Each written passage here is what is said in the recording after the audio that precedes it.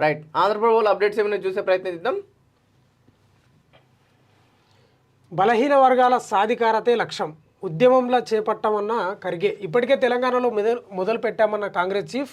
ఆ రాష్ట్రంలో చేసిన కులగణన సర్వే దేశానికే మార్గదర్శకం.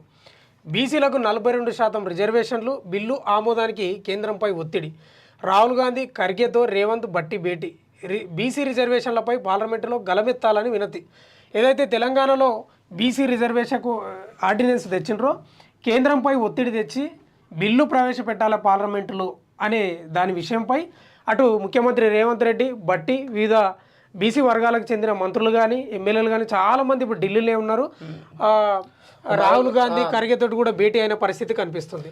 రేపు రేవంత్ రెడ్డి చాలా డేస్ నుంచి ఇటు రాహుల్ గాంధీని కలవాలా, రాహుల్ గాంధీ అపాయింట్మెంట్ దొరకలే అని చెప్పేసి అటు బలంగానే విమర్శిస్తూ వస్తున్నాయి. ఫైనల్గా నిజంగానే ఈ ఫోటో ఇప్పటిదో లేకపోతే మళ్ళీ ముందడో తెలియదు, కానీ ఫోటో అయితే రాహుల్ గాంధీతో దిగి పెట్టినట్టయితే మనకు అనిపిస్తుంది. బీసీ రిజర్వేషన్ గురించి అయితే opposition of the leader Rahul గాంధీతో కలిసి రేవంత్ రెడ్డి గారు అటు మోదీ గారిని కలవాలని చెప్పేసి వాళ్ళు నిర్ణయం తీసుకున్నారు.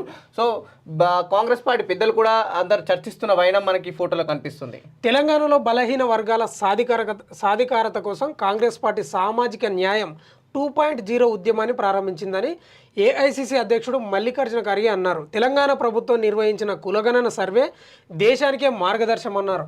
ఢిల్లీ పర్యటనలో ఉన్న CM Revanth Reddy, deputy CM బట్టి విక్రమార్క గురువారం ఖర్గే నివాసంలో లోక్సభలో విపక్ష నేత రాహుల్ గాంధీ, రాజ్యసభ విపక్ష నేత మల్లికార్జున్ ఖర్గేతో భేటీ అయ్యారు. భేటీలో భాగంగా తెలంగాణలో శాస్త్రీయంగా నిర్వహించిన కులగణనపై సీఎం రేవంత్ రెడ్డి వారికి వివరించినట్లు తెలుస్తుంది. ఒకవైపు కులగణన నుంచి మనం మాట్లాడుకుంటే నిజంగానే తెలంగాణలో కాంగ్రెస్ పార్టీ కులగణన జరిపింది అంటే చాలా వరకు జరిపింది. తర్వాత అసెంబ్లీ సెషన్లో కాస్త గందరగోళం నెలకొంది. మళ్ళీ అటు ఉప ముఖ్యమంత్రి బట్టి గారు కూడా ఎవరెవరైతే పాల్గొనలేరో మళ్ళీ పాల్గొనాలన్నారు. కానీ ఇక్కడ కూడా కులగణన జరిగిన తర్వాత ఆ లెక్కలు ఇక్కడ బయట పెట్టలేకపోయినాం. సో మొదటిసారి జరిగినప్పుడు మేము ఇవే లెక్కలు బయట పెట్టినాం, బీసీలు తక్కువ శాతం చూపించిన ఏదైతే వీళ్ళు ఆరోపణలు చేశారో ప్రతిపక్షాలు, దాన్ని కొంతమంది పాల్గొనలేరని ఉప ముఖ్యమంత్రి గారు చెప్పిలు. పాల్గొనండి మళ్ళీ మేము రీసర్వ్ చేస్తామని మళ్ళీ చెప్పింది, కానీ లెక్కలు అయితే బయట పెట్టలేకపోయినాం. లెక్కలు బయట పెట్టలేదు, ఎక్కువ మంది కూడా పాల్గొనలేదు. అది సూపర్ బగ్స్ క్యాన్సర్, కరోనా కంటే యమ డేంజర్, మానవాళికి పొంచి ఉన్న మరో ముప్పు, ఇమ్యూనిటీని చంపేస్తున్న యాంటీబయాటిక్స్, అవసరం లేకుండా అతి వినియోగమే ప్రమాదకరం. ఆ యాంటీబయాటిక్ రెసిస్టెన్స్ సంభవిస్తున్న మరణాలు, ట్రీట్మెంట్కు లొంగని ముండి వ్యాధులుగా మారే ప్రమాదం, నగరాలు పట్టణాల నుంచి పల్లెలకు విస్తరించిన మెడికల్ దందా, కట్టడికి ప్రభుత్వాలు చర్యలు తీసుకోవాల్సిందే ఆందోళన వ్యక్తం చేస్తున్న వైద్య రంగ నిపుణులు. యాంటీబయాటిక్స్ ప్రతిదానికి మనం ఏ చిన్న జ్వరం వచ్చినా సరే ఆ టాబ్లెట్తో పాటు నొప్పి టాబ్లెట్తో పాటు యాంటీబయాటిక్స్ వేసుకోవాల్సిందని చెప్పేసి అటు ఆ డాక్టర్లు చూసిస్తూ ఉంటారు. మరోవైపు ఆ మెడికల్ షాప్లో కూడా యాంటీబయాటిక్ ఎక్కువైపోతాయి. సో దీని ద్వారా ఇటు కరోనా కావచ్చు లేకపోతే క్యాన్సర్ కానీ ఎక్కువ ముప్పు ఉందని చెప్పేసి కూడా వైద్యులు చెప్పడం జరుగుతుంది. ఏపీ క్యాబినెట్ భేటీలో కీలక నిర్ణయాలు, మొత్తం 42 అంశాలపై చర్చ, అసెంబ్లీ సమావేశాల తేదీలపై నిర్ణయం. సీఎం చంద్రబాబు సింగపూర్ పర్యటనపై కూడా చర్చ జరిగినట్లు తెలుస్తుంది. ఫ్రీ బస్సు పథకానికి మంత్రివర్గం ఫైనల్. అంటే ఇక్కడ తెలంగాణలో ఇంప్లిమెంట్ అవుతున్న ఏదైతే ఫ్రీ బస్ ఇక త్వరలో ఆంధ్రప్రదేశ్లో కూడా ఇంప్లిమెంట్ అయ్యే అవకాశాలు తొందరలోనే కనిపిస్తున్నాయి. దానిపై కూడా మంత్రివర్గంలో మాట్లాడినట్లు తెలుస్తుంది. ఐపీఎంలో 150 పోస్టులు భర్తీకి సీఎం చంద్రబాబు గ్రీన్ సిగ్నల్. ప్రజలకు వైద్య ఖర్చుల భారం తగ్గాలి, ఆరోగ్య పరిరక్షణ అవగాహన పెరగాలి, అవసరం లేకుండా సిజేరియన్లు సరికాదు, సాధారణ ప్రసవాలను ప్రోత్సహించాలి, అధికారులతో సమీక్షలో ముఖ్యమంత్రి సూచన అని చెప్పేసి చంద్రబాబు నాయుడుకు సంబంధించిన ఒక వార్త చూడొచ్చు. అన్నయ్య హ్యాపీ బర్త్డే విషయం చెప్పిన ఎమ్మెల్సీ కవిత. నేడు బీఆర్ఎస్ వర్కింగ్ ప్రెసిడెంట్ కేటీఆర్ పుట్టినరోజు. సోషల్ మీడియా వేదికగా వెల్లువెత్తుతున్న శుభాకాంక్షలు కేటీఆర్కు. ఎక్స్ వేదికగా అన్నయ్యకు బర్త్డే విషయం తెలిపిన కవిత. ఇక్కడ మనం చూసుకుంటే గత కొన్ని రోజులుగా బీఆర్ఎస్ పార్టీలో ఒక అలజడి సృష్టించబడింది. అది జాగృతి అధ్యక్షురాలు కవిత బీఆర్ఎస్కు దూరం అయినట్లే మనకు కనిపిస్తుంది. అయితే అన్నా చెల్లెలకి మధ్య కొంత బంధం చెడిపోయినట్లు కనిపిస్తుంది, దూరం పెరిగింది. ఈ క్రమంలోనే వ్యతిరేకిస్తూ వస్తుంది కవిత కూడా. బీఆర్ఎస్ అయితే నా నాయకుడు కేవలం కేసీఆర్ కాకి ఇంకెవరు నా నాయకుడు గారని చెప్పేసి అదొక స్టేట్మెంట్. బీఆర్ఎస్ వాళ్ళు నా దారిలోకే రావాలని పెద్ద స్టేట్మెంట్ కూడా ఇచ్చింది కవిత గారు. అయితే వాస్తవంగా కూడా ఎక్స్ వేదికగా అన్నయ్యకు బర్త్డే విషయం చెప్పింది కేటీఆర్కు, కానీ కేటీఆర్ ఎలాంటి రీప్లై ఇవ్వలేదు. సో చూడాలి, త్వరలో రాఖీ పండుగ కూడా రాబోతుంది.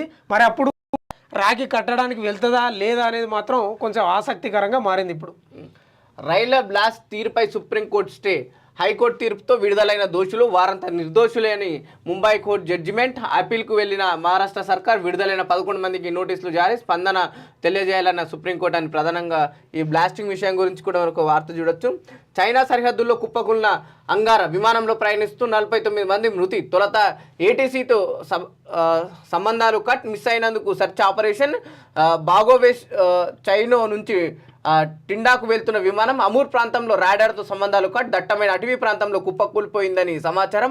ఆచూకీ కోసం రంగంలోకి దిగిన రష్యా చైనా విమానం కూలిపోయిందని కన్ఫర్మ్ చేసిన అధికారులు.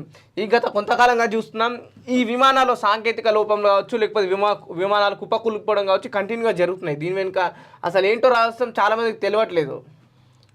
రైట్. ఇంకో మరో వార్త చూసుకుంటే ముందుకు సాగని చర్చలు, పార్లమెంటు మళ్ళీ వాయిదా, మెట్టు దిగిన విపక్షాలు. లోక్సభ రాజ్యసభలో నినాదాల హోరు, 4వ రోజు కూడా వాయిదాల పర్వమే. మరి ఇంకెందుకు పెట్టినట్లు అసెంబ్లీ సమావేశాలు, అది పార్లమెంటు సమావేశాలు? ఎప్పుడు నిరవధిక వాయిదా తప్ప చర్చలు ముందుకు సాగడం లేదు. ప్రధానంగా పాల్గామ ఉగ్రదాడి, ఓటర్ల జాబితా సవరణ అంశాల పార్లమెంట్ వర్షాకాల సమావేశాలకు కుదిపేస్తున్నాయి. సమావేశాలు ప్రారంభమైన వరుసగా 4వ రోజు గురువారం కూడా ఉభయ సభలు అట్టడుగుకాయి. ప్రతిపక్షాల ఆందోళనలతో ఎలాంటి చర్చ జరగకుండానే ఉభయ సభలు వాయిదా పడ్డాయి. ప్రధానంగా పాల్గామ ఉగ్రదాడి కావచ్చు, లేకపోతే బీహార్ ఓటర్ల జాబితా సవరణ విషయంలో కావచ్చు, ఆపరేషన్ సింధూర్ లాంటి విషయంలో అటు ప్రతిపక్షాలు పదే ప్రభుత్వాన్ని క్వశ్చన్ చేస్తున్నాయి. అటు కాస్త గందరగోళం నెలకొంటుంది. ఎటువంటి స్పీకర్ గారు ఎటువంటి సమయం కూడా ప్రతిపక్షాలకు ఇస్తలేరని చెప్పేసి వీళ్ళు ప్రతిపక్షాలు ఆ పార్లమెంట్ హాల్లో నిరసన వ్యక్తం చేయడం జరిగింది. దాంతో 4వ రోజు కూడా వాయిదా పడడం జరిగింది ఏదైతే వర్షాకాలపు సమావేశాలు. రైట్. 50 లక్షల ఓట్లు తొలగిస్తాం, బీహార్లో ఓట్ల తొలగింపుపై ఈసీ క్లారిటీ. అవన్నీ వారి మరికొన్ని వలసలు వెళ్ళిన వాళ్ళవి, ఇంకొందరికి 2 ప్రాంతాల్లో ఓట్లు, స్పష్టత ఇచ్చిన ఈసీ అధికారులు. ఇక్కడ మనం చూసుకుంటే ఇప్పుడు సభలు ఏదైతే వాయిదా పడుతున్నావో ఇది కూడా ఒక పెద్ద కారణం. బీహార్ ఓటర్ల అంటే దీనిపై చర్చ పెట్టాలనేది విపక్షాలు పట్టుబడుతున్నాయి. అయితే దానిలో బాగా ప్లకార్డులు పట్టుకోవడం, కొంచెం అల్లరి చేయడం, నిరసన తెలపడం వల్ల నిరవధిక వాయిదా చేసిన పరిస్థితి కనిపిస్తుంది. ముఖ్యంగా ఇప్పుడు లోక్సభ వాయిదా పడడానికి ప్రధాన కారణం బీహార్లో ఓట్ల తొలగింపు అంశం ఒకటి, పహల్గామ్ ఉగ్రదాడిని చర్చ జరపాలనేది. ఈ 2 అంశాలపై విపక్షాలు బలంగా నిరసన వ్యక్తం చేస్తున్నారు. 4వ రోజు కూడా అటు పార్లమెంట్ సమావేశం వాయిదా పడినట్టు తెలుస్తుంది. ఇండియన్స్కి నో జాబ్, అమెరికా దిగ్గజ కంపెనీలకు డొనాల్డ్ ట్రంప్ ఆదేశం. అమెరికన్స్కు ప్రాధాన్యం ఇవ్వాలి, విదేశాల్లో కంపెనీలు పెట్టడంపై ఆగ్రహం. పేరుకే అమెరికన్ కంపెనీలు, లాభాలన్నీ విదేశాలకే, గ్లోబల్ మైండ్ సెట్ మారాలంటూ ఇటు డొనాల్డ్ ట్రంప్ చేసిన వ్యాఖ్యలు. అల్ఖైదా టెర్రరిస్టులు అరెస్ట్, గుజరాత్లో అదుపులోకి తీసుకున్న ఏటీఎస్ నకిలీ నోట్ల రాకెట్ నడుపుతున్న నిందితులు. అల్ఖైదా ఇన్ ఇండియా సబ్ కాంటినెంట్తో సంబంధాలు, ఆపరేషన్ సింధూర్పై వ్యతిరేక సాహిత్యం స్వాధీనం అని చెప్పేసి కూడా ప్రధానంగా టెర్రరిస్టుకు సంబంధించిన ఒక వార్త. రాజకీయకు స్మృతి దూరమా, గుడ్ బై చెప్తారా? క్యూంకి సోఫా బీ కభీ బహుద్దీ సీరియల్ రీరన్తో టీవీలోకి రీఎంట్రీ ఇస్తున్నారా? ఓటమి తర్వాత స్మృతి ఇరానీలో మార్పు, రాజకీయాలను వీడడం లేదని స్మృతి ఇరానీ స్పష్టీకరణ ప్రధానంగా ఒక వార్త చూడొచ్చు. రైట్. మరో వార్త చూస్తే మన డ్రోన్లు వెరీ స్పెషల్. నిజంగా ఇది చాలా గొప్ప విషయమే. రాడార్కు అస్సలు చిక్కవు. హైదరాబాద్ విద్యార్థుల అద్భుత ఆవిష్కరణ, బిల్రా ఇన్స్టిట్యూట్ ఆఫ్ స్టూడెంట్స్ మేతో శక్తి. భారత సైన్యానికి అద్భుత టెక్నాలజీ, సరిహద్దుల్లో పహారా కాస్తున్న కమికేజ్ డ్రోన్లు, పొగడ్తలతో ముంచెత్తుతున్న డిఫెన్స్ రంగ నిపుణులు. ఇది నిజంగా ఒక రకంగా చాలా యుద్ధంలో పాల్గొనడానికి ఇవి ఎంతో ఉపయోగపడతాయి. ఆ 2 విద్యార్థులు హాస్టల్ గదిలో కూర్చొని మిగతా విద్యార్థుల మాదిరిగా కబుర్లు చెప్పుకోలేదు. సరికొత్త ఆవిష్కరణ దిశగా తమ ఆలోచనలకు పదును పెట్టారు. ఆ ఆలోచనను భారత సైనిక అధికారులతో పంచుకున్నారు. ఓ అధికారి స్పందించి డెమో ఇవ్వాలని ఆహ్వానించారు.